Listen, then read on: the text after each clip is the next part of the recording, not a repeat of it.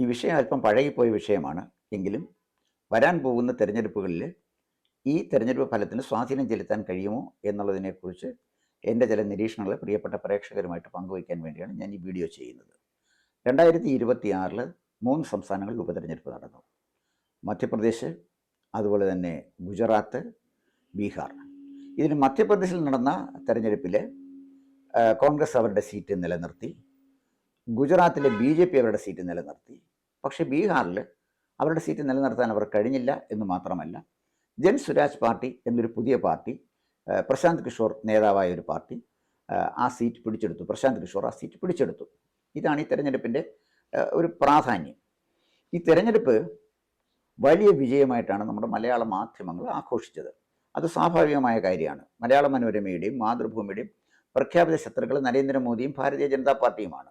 നരേന്ദ്രമോദിക്ക് വീഴ്ച സംഭവിച്ചാൽ, ഭാരതീയ ജനതാ പാർട്ടിക്ക് പരാജയം സംഭവിച്ചാൽ അത് സ്വാഭാവികമായിട്ട് ഈ രണ്ട് പത്രങ്ങളും ആഘോഷിക്കും. അതവർ ആഘോഷിക്കുകയും ചെയ്തു. അതിലൊന്നും എനിക്ക് അഭിപ്രായ വ്യത്യാസമില്ല.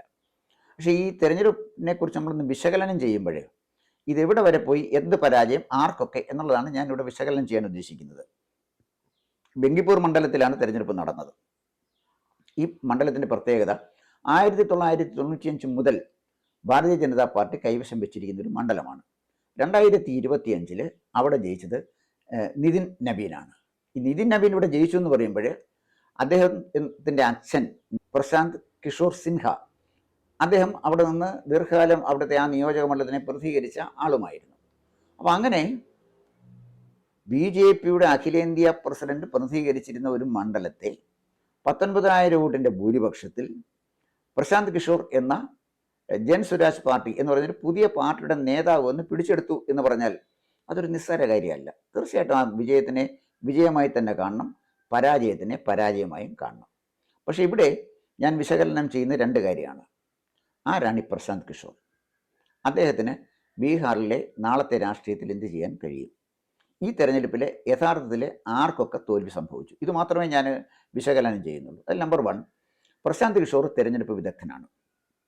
ഈ ഡാറ്റ ഒക്കെ അനലൈസ് ചെയ്ത് തെരഞ്ഞെടുപ്പിനെക്കുറിച്ച് പഠിച്ച് കൃത്യമായി തെരഞ്ഞെടുപ്പ് തന്ത്രങ്ങൾ ആവിഷ്കരിക്കാൻ അതിസമർത്ഥനാണ് പ്രശാന്ത് കിഷോർ. അദ്ദേഹത്തിന് ധാരാളം വിദ്യാഭ്യാസ യോഗ്യതയുണ്ട്, വളരെ സമർത്ഥനാണ്, വളരെ ഡൈനാമിക്കാണ്. 2014 നടന്ന ലോക്സഭാ തെരഞ്ഞെടുപ്പിൽ അദ്ദേഹം സ്വാഭാവികമായിട്ടും നരേന്ദ്രമോദിക്കൊപ്പമായിരുന്നു. BJP മിന്നുന്ന വിജയമാണ് ആ തെരഞ്ഞെടുപ്പിൽ നേടിയത്. 1984 ശേഷം ഒരു പാർട്ടി ഒറ്റയ്ക്ക് അധികാരത്തിലെത്തുന്നത് നരേന്ദ്രമോദി നയിച്ച ഭാരതീയ ജനതാ പാർട്ടിയാണ്. അപ്പോൾ പ്രശാന്ത് കിഷോർ ധരിച്ചു ഈ വിജയം തൻ്റെ സ്ട്രാറ്റജിയുടെ, തൻ്റെ തെരഞ്ഞെടുപ്പ് തന്ത്രത്തിൻ്റെ ഭാഗമാണ് ഈ വിജയം എന്നീ പാവം പ്രശാന്ത് കിഷോർ ഒന്ന് ചിന്തിച്ചു പോയി. അദ്ദേഹം മനസ്സിലാക്കാതെ പോയത് ആരാണ് നരേന്ദ്രമോദി എന്നും, നരേന്ദ്രമോദിയെ തെരഞ്ഞെടുപ്പിലെ പ്രധാനമന്ത്രി സ്ഥാനാർത്ഥിയായിട്ട് മത്സരിപ്പിക്കാൻ BJP തീരുമാനിച്ചത് എന്തുകൊണ്ടാണെന്നും, അവരുടെ തന്ത്രങ്ങൾ എങ്ങനെയാണ് അവർ ആവിഷ്കരിച്ചതെന്നും, അതുപോലെ തന്നെ RSSൻ്റെ അദൃശ്യമായ സാന്നിധ്യം ഏതെല്ലാം തലങ്ങളിൽ എങ്ങനെയെല്ലാം ഉണ്ട് എന്നൊക്കെ മനസ്സിലാക്കുന്ന കാര്യത്തിൽ പ്രശാന്ത് കിഷോർ പരാജയപ്പെട്ടു. അതുകൊണ്ടാണ് 2014 വിജയം കഴിഞ്ഞപ്പോൾ അദ്ദേഹം NDAയുമായുള്ള സഖ്യം അവസാനിപ്പിച്ചു. അദ്ദേഹം പറഞ്ഞു BJP നേടിയ വിജയം എൻ്റെ വിജയമാണ്, പക്ഷേ അവർ ഞാൻ പ്രതീക്ഷിക്കുന്ന പോലൊന്നും പ്രവർത്തിക്കുന്നില്ല. അത് ഭാരതീയ ജനതാ പാർട്ടിയെക്കുറിച്ച് അദ്ദേഹം കാര്യങ്ങൾ മനസ്സിലാക്കാതിരുന്നത് കൊണ്ടുണ്ടായ ഒരു പാളിച്ചയാണ്. 1952 ശ്യാമപ്രസാദ് മുഖർജിയുടെ, BJPയുടെ സ്ഥാപക നേതാവ് ശ്യാമപ്രസാദ് മുഖർജിയുടെ സ്വപ്നമായിരുന്നു 370-ാം വകുപ്പ് കാശ്മീരിന് നൽകിയിരിക്കുന്നത് റദ്ദാക്കണം, കാശ്മീരിനെ ഇന്ത്യയുടെ ഭാഗമാക്കണമെന്ന്. അത് യാഥാർത്ഥ്യമായത് 2014 നരേന്ദ്രമോദി അധികാരത്തിൽ വന്നപ്പോഴല്ലേ. അതുവരെ നടന്ന എല്ലാ തെരഞ്ഞെടുപ്പിലും അവരുടെ പ്രകടന പത്രികയിൽ ഒരു ഭാഗമായിരുന്നു 370-ാം വകുപ്പ് റദ്ദാക്കുക എന്നുള്ളത്. ആ പ്രഖ്യാപിത നിലപാടിൽ നിന്ന് ഒരിക്കലും ഭാരതീയ ജനതാ പാർട്ടി മുന്നോട്ട് പോയിട്ടില്ല. എന്ന് പറഞ്ഞാൽ അധികാരത്തിന് വേണ്ടി എന്തും ചെയ്യുന്ന കോൺഗ്രസിൻ്റെ ഒരു സംസ്കാരമല്ല ഭാരതീയ ജനതാ പാർട്ടിക്കുള്ളത്. അവർക്ക് ചില പ്രഖ്യാപിത നിലപാടുണ്ട്. ആ നിലപാടിലേക്ക് ആ പാർട്ടിയെ കൊണ്ടെത്തിക്കാൻ കഴിയുന്ന ദീർഘവീക്ഷണമുള്ള, രാജ്യസ്നേഹമുള്ള, വിദ്യാഭ്യാസമുള്ള, സംസ്കാരമുള്ള ഒരു പറ്റം നേതാക്കന്മാർ അവർ അണിയറയിലാണ് പ്രവർത്തിക്കുന്നത്. അവരാരാണെന്ന് നമുക്ക് പോലും അറിയില്ല. ഈ പോളിസികളൊക്കെ തീരുമാനിക്കുന്ന ആളുകൾക്ക് മുഖമില്ല, നമ്മളവരെ അറിയുന്നില്ല, അവർക്ക് ബാങ്ക് ബാലൻസ് ഇല്ല, അവരിൽ പലരും അവിവാഹിതരാണ്. ഇതൊന്നും പ്രശാന്ത് കിഷോറിന് മനസ്സിലായില്ല. അദ്ദേഹം ധരിച്ചത് അദ്ദേഹത്തിൻ്റെ തന്ത്രത്തിലാണ് മോദി ജയിച്ചു വന്നതെന്ന്. അദ്ദേഹം കളം മാറി ചവിട്ടി കോൺഗ്രസിന് കൂടെ പോയി. എന്താ സംഭവിച്ചത്? 2019 തെരഞ്ഞെടുപ്പ് വന്നപ്പോൾ ഭൂരിപക്ഷം കൂട്ടി 303 സീറ്റോടുകൂടി അദ്ദേഹം നരേന്ദ്രമോദി അധികാരത്തിൽ വന്നു. അപ്പോഴാണ് പ്രശാന്ത് കിഷോറിന് മനസ്സിലായത് തൻ്റെ തന്ത്രം കൊണ്ട് മാത്രം ഒരു തിരഞ്ഞെടുപ്പിൽ വിജയിക്കാൻ കഴിയില്ല എന്ന്. പ്രശാന്ത് കിഷോറിനെത്തിയത്, അദ്ദേഹത്തിന് വന്നെത്തിയത് ഒരു വൈകി വന്ന വിവേകമാണ്. പക്ഷെ അപ്പോഴും നമ്മുടെ രാഹുലിന് ഇത് മനസ്സിലായില്ല. രാഹുൽ വിചാരിച്ചു ഈ മോദിയെ ജയിപ്പിക്കുകയും BJP അധികാരത്തിലൊക്കെ കയറ്റുകയും ചെയ്ത ഒറ്റ ഒരാളാണ്, ജനങ്ങളൊന്നുമല്ല, പ്രശാന്ത് കിഷോറാണ്. ഈ പ്രശാന്ത് കിഷോറിനെ ഇനി പിടിച്ച് നമ്മുടെ കോൺഗ്രസിൻ്റെ വർക്കിംഗ് കമ്മിറ്റിയിലോ പ്രധാനപ്പെട്ട സ്ഥാനത്തോ ഇരുത്തിയാൽ നമുക്കും അധികാരത്തിൽ വരാമല്ലോ. പ്രശാന്ത് കിഷോറിന് നരേന്ദ്രമോദി അധികാരത്തിൽ കൊണ്ടുവരാൻ കഴിയുമെങ്കിൽ എന്തുകൊണ്ട് തന്നെ അധികാരത്തിൽ കൊണ്ടുവരാൻ പ്രശാന്ത് കിഷോറിന് കഴിയത്തില്ല? പ്രശാന്ത് കിഷോറിനെ അദ്ദേഹം കോൺഗ്രസിലേക്ക് എടുത്തു. നമ്മുടെ മാധ്യമങ്ങളൊക്കെ വലിയ പ്രാധാന്യം കൊടുത്തു. കോൺഗ്രസ്സുകാരെ ആനന്ദ പുളകിതരായി, രോമാഞ്ച കഞ്ചുകമണിഞ്ഞു, പ്രശാന്ത് കിഷോറിനെ സ്വീകരിച്ചു. ഒരു 2-3 പാർട്ടി മീറ്റിംഗ് കഴിഞ്ഞ് പ്രശാന്ത് കിഷോറിൻ്റെ ചെറിയ പ്രശ്നമുണ്ട്. അദ്ദേഹത്തിന് നല്ല വായനയുണ്ട്, നല്ല സമർത്ഥനാണ്, അതിബുദ്ധിമാനാണ്. അല്ല കോൺഗ്രസ് കമ്മിറ്റിയിലിരിക്കുന്ന മല്ലികാർജുന ഖാർഗെയെ പോലെ, അതുമല്ലെങ്കിൽ KC വേണുഗോപാലിനെ പോലെ, നമ്മുടെ ഉണ്ണിത്തൻജിയെ പോലെ ഒന്നും അല്ല. പ്രശാന്ത് കിഷോറിന് കൃത്യമായിട്ട് കണക്കൂട്ടിലുള്ള ഒരാളാണ്. നമ്മളെ BJPയുടെ മുന്നിൽ അയാൾ അടിപതറിയെങ്കിലും അങ്ങേർക്ക് ബുദ്ധിവൈഭവം ഉള്ളത് നമുക്ക് തള്ളിക്കളയാൻ പറ്റില്ലല്ലോ. പ്രശാന്ത് കിഷോറിന് മനസ്സിലായി താൻ തെറ്റായ കുതിരയുടെ പുറത്താണ് സഞ്ചരിക്കുന്നത്. അപ്പോൾ തന്നെ 2 കൈയും തലയ്ക്ക് വെച്ച് എന്നെ പൊന്നു എന്ന് പറഞ്ഞ് പ്രശാന്ത് കിഷോർ രാഹുലിനെ വിട്ട് കളത്തിന് പുറത്തു വന്നു. ഇപ്പോൾ പെട്ടെന്ന് പ്രശാന്ത് കിഷോർ ഈ രംഗത്തേക്ക് വന്നു. അതിൻ്റെ കാരണം 2025 ബീഹാറിൽ തിരഞ്ഞെടുപ്പ് വരുമ്പോൾ അദ്ദേഹം ഒരു പാർട്ടി രൂപീകരിച്ചു, ജൻ സുരാജ് പാർട്ടി. ഈ പാർട്ടി കഴിഞ്ഞ തിരഞ്ഞെടുപ്പിലെ 288 മണ്ഡലങ്ങളിൽ ബീഹാറിൽ മത്സരിച്ചു. എല്ലാ മണ്ഡലങ്ങളും ഒരുമാതിരി ഭംഗിയായിട്ട് അവർ തോൽക്കുകയും ചെയ്തു. തോറ്റു എന്ന് പറയുമ്പോൾ ഒരു കാര്യമുണ്ട്, അത് ചെറിയ തോൽവിയല്ല. മിക്കവാറും എല്ലായിടത്തും കെട്ടിവെച്ച കാശ് പോയി. മിക്കവാറും എല്ലായിടത്തും പറഞ്ഞാൽ കുറച്ചുകൂടെ സ്പെസിഫിക് ആയിട്ട് പറഞ്ഞാൽ 2 മണ്ഡലങ്ങളിലേ കെട്ടിവെച്ച കാശ് കിട്ടിയുള്ളൂ, ബാക്കിയൊക്കെ തോറ്റു തുന്നം പാടി. പക്ഷെ പ്രശാന്ത് കിഷോർ അതുകൊണ്ടൊന്നും നിരാശനായില്ല. ബീഹാർ രാഷ്ട്രീയം എങ്ങോട്ടാണ് പോകുന്നതെന്ന് തിരഞ്ഞെടുപ്പ് വിദഗ്ധനായ പ്രശാന്ത് കിഷോറിന് അറിയാമല്ലോ. അങ്ങനെ ഇരുന്നപ്പോഴാണ് അദ്ദേഹത്തിൻ്റെ ഒരു അവസരം കിട്ടിയത്. നിതിൻ നബീൻ അദ്ദേഹം BJPയുടെ അഖിലേന്ത്യാ പ്രസിഡൻ്റായി പോയപ്പോൾ അവിടെ വന്ന ഒരു ഒഴിവ് വന്നു ഈ ബങ്കിപ്പൂർ മണ്ഡലത്തിൽ. ബങ്കിപ്പൂർ മണ്ഡലം 95 തൊട്ട് 1995 തൊട്ട് BJPയുടെ മണ്ഡലമാണ്.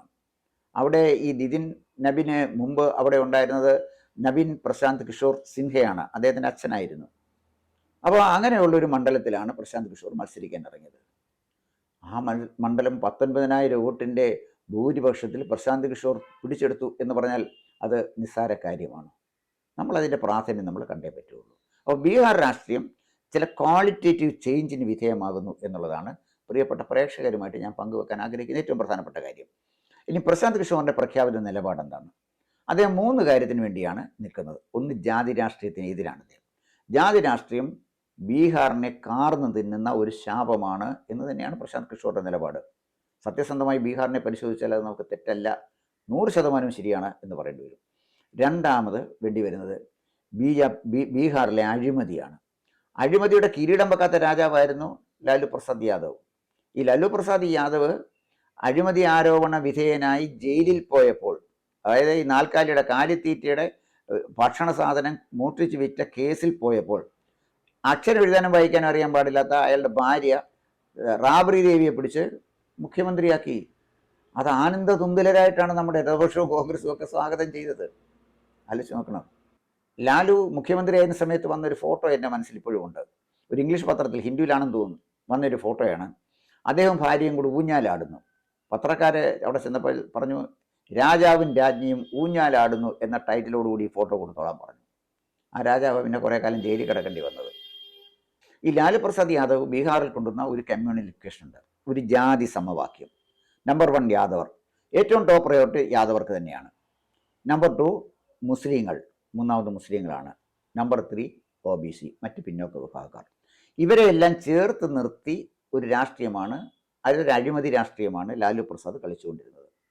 ആ അഴിമതി രാഷ്ട്രീയം എവിടെ അവസാനിച്ചു, എങ്ങനെ അവസാനിച്ചു എന്ന് നമുക്ക് വഴിയെ പറഞ്ഞു വരാം. എന്തായാലും ശരി, ലാലു പ്രസാദിൻ്റെ ജാതി രാഷ്ട്രീയത്തിനെതിരെ, അതുപോലെ തന്നെ അഴിമതിക്കെതിരെയാണ് നമ്മുടെ പ്രശാന്ത് കിഷോർ നിലകൊള്ളുന്നത്. ഒപ്പം വികസന രാഷ്ട്രീയത്തിന് വേണ്ടി.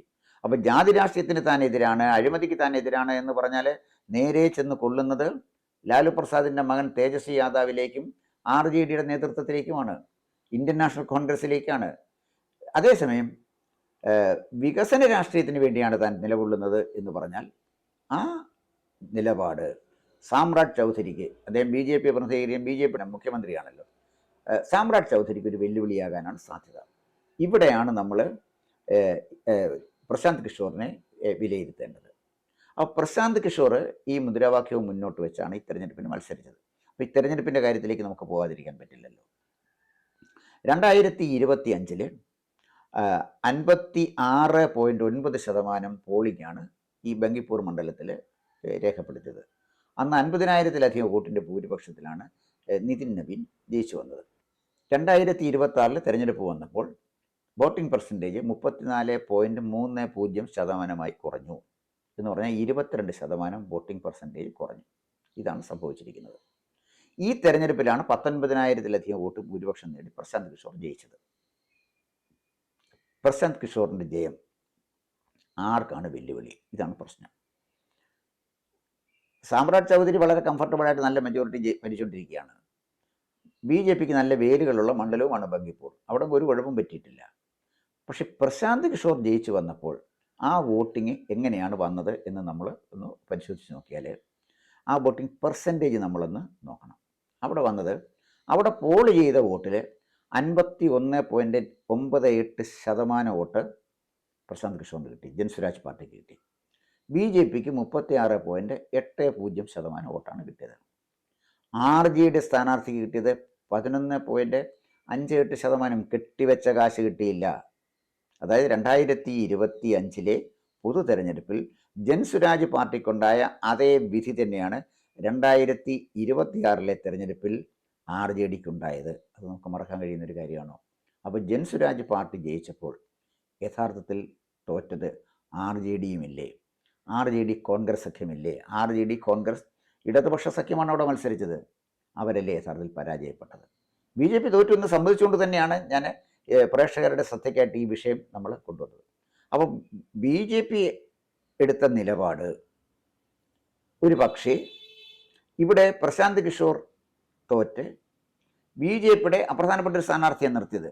ഒരു സ്ഥാനാർത്ഥി അവിടെ ജയിച്ചു വന്നാൽ ബീഹാർ രാഷ്ട്രീയത്തിലുണ്ടാകുന്ന അപകടം വീണ്ടും ഇന്ത്യ സഖ്യം, പഴയ മഹാഗഡ്ബന്ധൻ, അത് ശക്തി പ്രാപിക്കും. അതേസമയം പ്രശാന്ത് കിഷോർ അവിടെ ജയിച്ചതോടുകൂടി ഏറ്റവും വലിയ വെല്ലുവിളി വന്നിരിക്കുന്നത് മഹാഗഡ്ബന്ധനാണ്. അതായത് RJDക്കും കോൺഗ്രസിനും ഇടതു പാർട്ടികളടക്കമുള്ള സഖ്യത്തിനാണ് ഇതൊരു വെല്ലുവിളി ഉയർത്തുന്നത്. ഇനിയും പ്രശാന്ത് കിഷോർ മുന്നോട്ട് പോയി കഴിയുമ്പോൾ അദ്ദേഹത്തിൻ്റെ നിലപാടുകൾ ആർക്കൊക്കെ പ്രതികൂലമായി വരും എന്നുള്ളത് നമ്മൾ കാത്തിരുന്ന് കാണേണ്ട ഒരു വിഷയമാണ്. എന്തായാലും ശരി, ഒരു കാര്യം ഞാൻ പറയാം. ഈ 2026 തെരഞ്ഞെടുപ്പ് ബീഹാറിലെ ജാതി രാഷ്ട്രീയത്തിൻ്റെ, ബീഹാറിലെ അഴിമതിയുടെ, അതിൻ്റെ വക്താക്കളായ RJDയുടെ ശവപ്പെട്ടിയിലെ അവസാനത്തെ ആണിയും അടിച്ചിരിക്കുകയാണ് 2026 തെരഞ്ഞെടുപ്പ്. അതുകൊണ്ടാണ് ഞാൻ ചോദിച്ചത് ഈ തെരഞ്ഞെടുപ്പിൽ ആരാ ജയിച്ചതെന്നുള്ളത്. കോൺഗ്രസ് പ്രസക്തമായൊരു പാർട്ടിയല്ല ബീഹാറിൽ. രാഹുൽ ഗാന്ധി മലയാള മനോരമയ്ക്കും മാതൃഭൂമിക്കും ഒക്കെ പ്രിയപ്പെട്ടവനാണ് എങ്കിലും ബീഹാറിലെ ജനങ്ങൾക്കൂടെ അത് തോന്നണ്ടേ? അദ്ദേഹം ഭാരത് ജോഡോ യാത്രയുമായിട്ട് പോയി. വഴിയിലൊക്കെ ആളുകൾ കാത്തു നിന്നു, ഇതാരെ കടന്നു പോകുന്നതെന്ന് നോക്കാനാണ്. അദ്ദേഹം പോയ വഴിയിൽ മുഴുവൻ സ്ഥലങ്ങളിലും കോൺഗ്രസിൻ്റെ സ്ഥാനാർത്ഥികൾ തോറ്റ് 8 നിലയിൽ പൊട്ടിപ്പോയി. രാഹുലിൻ്റെ ഭാരത് ജോഡോ യാത്ര നടന്നു പോയ എല്ലാ സ്ഥലങ്ങളിലും കോൺഗ്രസ് തോറ്റ് തുന്നം പാടി. RJD ഉള്ളതുകൊണ്ട് മാത്രമാണ് ഓക്സിജൻ കിട്ടി ശ്വാസോച്ഛ്വാസം ചെയ്ത് നിൽക്കാൻ പറ്റിയത് കോൺഗ്രസിന്. കോൺഗ്രസ് എന്ത് പ്രാധാന്യമാണ് പിന്നെ ബീഹാറിലുള്ളത്? എന്തായാലും ശരി, RJD ദുർബലമായാൽ സ്വാഭാവികം പിന്നെ കോൺഗ്രസ് ബിഗ് സീറോയിലേക്ക് വരും. RJDയെ ദുർബലമാക്കാൻ ഈ തെരഞ്ഞെടുപ്പ് വിജയത്തിന് കഴിയുമോ എന്നാണ് പരിശോധിക്കേണ്ടത്.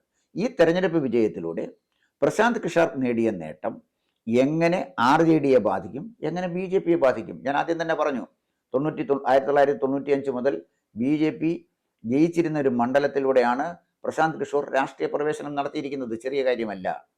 ബി ജെ പി എന്തുകൊണ്ട് തോറ്റു എന്ന് പരിശോധിക്കേണ്ടതുണ്ട്. പ്രശാന്ത് കിഷോർ പറഞ്ഞത് BJP മുഖ്യമന്ത്രി, ബീഹാർ മുഖ്യമന്ത്രി സാമ്രാട്ട് ചൗധരിയുടെ നയത്തിനുണ്ടായ പരാജയമാണ് എന്ന് അദ്ദേഹം പറയുന്നു. ഒരുപക്ഷെ അത് ശരിയാണോ ഇല്ലയോ എന്ന് എനിക്ക് പറയാൻ കഴിയില്ല. കാരണം സാമ്രാട്ട് ചൗധരിയുടെ നയം ഇവിടെ പരാജയപ്പെട്ടു എന്നുള്ളതിനെക്കുറിച്ചൊരു പഠനം ഞാൻ നടത്തിയിട്ടില്ല. പെട്ടെങ്കിൽ എവിടെയാണ് എന്ന് എനിക്ക് പറയാൻ അറിയില്ല. പക്ഷേ ഇവിടെ ബീഹാർ രാഷ്ട്രീയം നമ്മളൊന്ന് വിശകലനം ചെയ്യുമ്പോൾ ഇവിടെ ചില കാര്യങ്ങൾ നമ്മൾ പരിശോധിക്കേണ്ടതുണ്ട്. 2014 അന്ന് ലോക്സഭാ ഇലക്ഷൻ നടക്കുമ്പോൾ നിതീഷ് കുമാറിൻ്റെ ഏറ്റവും ശക്തനായ ശത്രു നരേന്ദ്രമോദിയാണ്. പക്ഷേ NDA ഉജ്ജ്വലമായ വിജയമാണ് നിതീഷ് കുമാറിനെ ഒരു മൂലക്കിരുത്തിക്കൊണ്ട് നരേന്ദ്രമോദി ബീഹാറിൽ കൊയ്തെടുത്തത്. അത് അദ്ദേഹത്തിനെ വല്ലാതെ ഞെട്ടിച്ച ഒരു കാര്യമാണ്. ബീഹാറിൽ ആലോചിച്ച് നോക്കണം, അവിടുത്തെ സമസ്തിപൂർ മണ്ഡലത്തിൽ വെച്ചാണ് LK അദ്വാനിയുടെ രഥയാത്ര ലാലു പ്രസാദ് യാദവ് തടഞ്ഞത്. അത് ചെറിയ കാര്യമാണോ? അപ്പം LK അദ്വാനിയെ അറസ്റ്റ് ചെയ്ത ഒരു സംസ്ഥാനത്ത് 2014 നടന്ന തെരഞ്ഞെടുപ്പിൽ ഉജ്ജ്വലമായ വിജയമാണ് BJP അവിടെ നേടിയത്. പക്ഷെ അത് പാർലമെൻറ്റിൽ നരേന്ദ്രമോദിക്ക് കിട്ടിയ വോട്ടാണ്. അത് സംശയിക്കേണ്ട കാര്യമൊന്നുമില്ല. പക്ഷേ നരേന്ദ്രമോദിയിലൂടെ BJPക്ക് ബീഹാർ രാഷ്ട്രീയത്തിലേക്ക് സ്വാധീനം ചെലുത്താൻ കഴിഞ്ഞു എന്നുള്ളതാണ് ഞാൻ പറയുന്ന പ്രധാനപ്പെട്ട ഒരു പോയിന്റ്. 2015 വന്നപ്പോൾ നിതീഷ് കുമാറിന് ഈ അപകടം ബോധ്യമായി. അപ്പോഴത്തേക്ക് നിയമസഭാ ഇലക്ഷനായി. ഈ നിയമസഭാ ഇലക്ഷനിൽ നിതീഷ് കുമാറിൻ്റെ ജനതാദൾ യുണൈറ്റഡ്, RJD, ഇന്ത്യൻ നാഷണൽ കോൺഗ്രസ്, പിന്നെ ഇടതുപക്ഷ പാർട്ടികൾ നാമമാത്രമാണ്. നമ്മുടെ കനയ്യകുമാറൊക്കെ അവിടെ വരുന്ന കിട്ടിവെച്ച കാശ് പിന്നെ കിട്ടിയില്ല, അത് വേറെ കാര്യം. വളരെ നാമമാത്ര സ്വാധീനം ഇടതിനും പിന്നെ CPIക്കും CPMനും പിന്നെ ഈ മാവോവാദിക്കും അവർക്ക് കൊടുക്കേണ്ട 1-2 മണ്ഡലം, അതിനപ്പുറം ഒന്നുമില്ല. അവർ വലിയൊരു സഖ്യമുണ്ടാക്കി. അതിന് മഹാഗഡ്ബന്ധൻ എന്നൊക്കെ, എന്താ ഗ്രാൻഡ് അലയൻസ് എന്ന് പറഞ്ഞൊരു സഖ്യമുണ്ടാക്കി 2015 മത്സരിച്ചു. BJPയെ തോൽപ്പിക്കാൻ നിതീഷ് കുമാറിന് കഴിഞ്ഞു. അങ്ങനെ 2015 നിതീഷ് കുമാർ ബീഹാറിലെ മുഖ്യമന്ത്രിയായി. നിതീഷ് കുമാറിന് ഒരു ചെറിയ പ്രശ്നമുള്ളത്, അദ്ദേഹം അഴിമതിയുടെ കറപുരളാത്തവനാണ്. അഴിമതിയുടെ കറപുരളാത്തൊരു നേതാവിനെ ആക്രമിക്കുക അത്ര എളുപ്പമല്ല. അപ്പം നമുക്കറിയാം, അത് ഇടതുപക്ഷത്താണെങ്കിലും വലതുപക്ഷത്താണെങ്കിലും പറ്റില്ല. EMSനെ ആക്രമിക്കാൻ പറ്റുമോ? EK നായരെ ആക്രമിക്കാൻ പറ്റുമോ? VS അച്യുതാനന്ദനെ തൊള്ളാൻ പറ്റുമോ? പക്ഷേ എന്തുകൊണ്ടാണ് പിണറായി വിജയൻ കിടന്ന് വെള്ളം കുടിക്കുന്നത് എന്ന് നോക്കിയാൽ അതിന് ഉത്തരമായി. വേറെ ഒന്നും ഉത്തരം വേണ്ട, അതിലേക്ക് പോകേണ്ട. ഏറ്റവും നല്ല ഉദാഹരണം അതാണ്. അപ്പോൾ ലാലു പ്രസാദ് തൊട്ട് പാരമ്പര്യമായി തിരുട്ട് ഫാമിലിയാണ് ഈ ലാലു പ്രസാദിൻ്റെ ഫാമിലി.